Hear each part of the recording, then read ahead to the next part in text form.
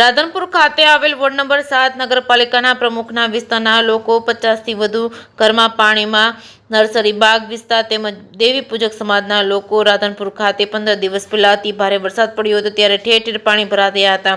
પાણી નિકાલ કરવા માટે સરકાર દ્વારા તંત્રને એલર્ટ કરવામાં આવ્યું હતું। રાધનપુર નગરપાલિકા વોર્ડ નંબર 7 ની અંદર આવેલા નગરપાલિકા પ્રમુખના વોર્ડ નંબરની અંદર નર્સરી બાગ વિસ્તારમાં રહેતા દેવી પૂજક સમાજના 50થી વધુ પરિવારજનો હજુ પાણીમાં ડૂબી રહ્યા છે।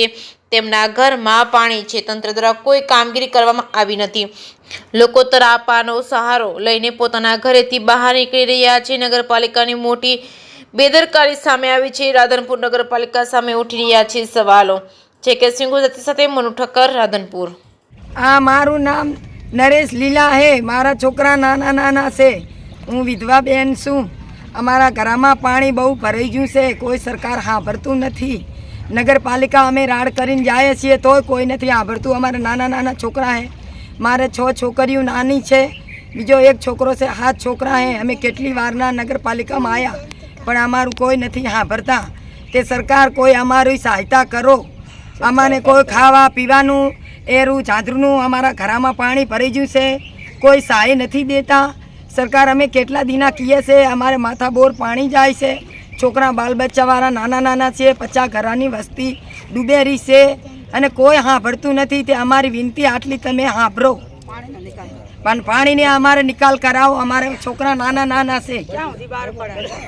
અમારા ઘરમાં પાણી કેટલું ભરાઈ ગયું છે સાહેબ, કંઈક તો સહાય કરવી પડે ને। બિલકુલ પાણીમાં કેર પાણી ઘરમાં પડી ગયું, બારે સાથે પાણી છે। બચ્ચાને એરું જાંજરું સામાન સર બધું અમારું પાણીમાં ભીગી ગયું, પલરી ગયું। કંઈ નિકાલ કરવાનો કોઈક તો તમારે સહાય કરવી પડે ને। અમારે નગરપાલિકામાં અમે કેદવાના કહેરા છીએ, 10 તાળાનું પાણી અમારા ઘરમાં આવી ગયું છે। જ્યાં પાણીનો નિકાલ થાય ત્યાં કરવો પડે સાહેબ। અમારું કંઈક તો અરજ સાંભળો। 50 ઘરની વસ્તી સારી પાણીમાં ડૂબેરી છે। શું નામ? મંગીબેન લખમણ ભાઈ વજાભાઈ થાળકિયા છે।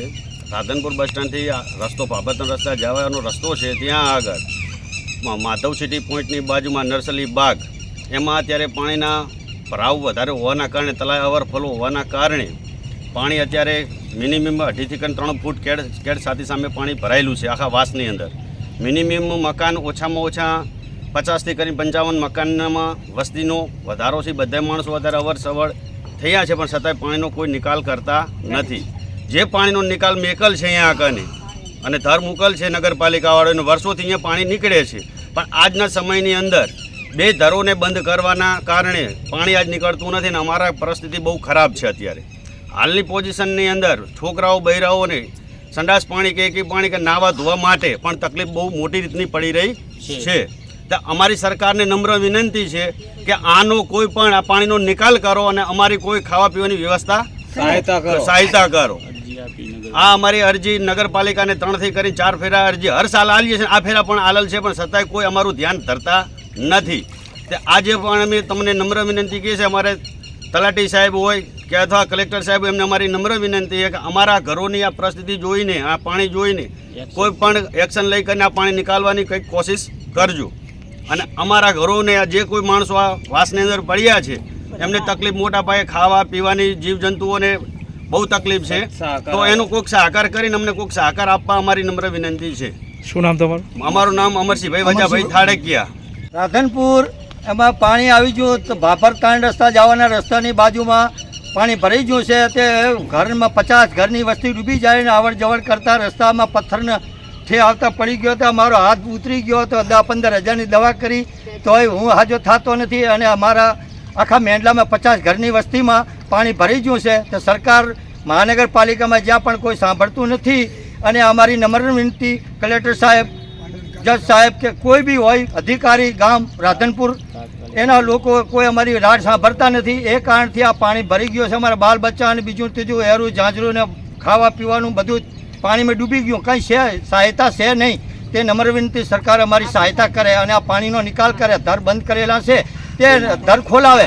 જે 3 રસ્તાના ભાભરની બાજુના રોડમાં દર બંધ કરેલા છે એ કારણથી આ રસ્તો બધો બંધ થઈને પાણી ઓવરફ્લો તળાવ થઈ ગયું છે। એ કારણથી અમારે 50 ઘરની વસ્તી ડૂબી ગઈ સાહેબ ને અમે બીમાર, હાથ પગ લપટીને પડી જાય, ભાગી જાય અમારા હાથ પગ। અને અમે હાજર થતા નથી. અમારા છોકરા ભાઈના બધા બીમાર છે. સરકાર અમારી સહાયતા કરે. શું નામ તમારું? માલાભાઈ રેવાભાઈ રાધનપુર.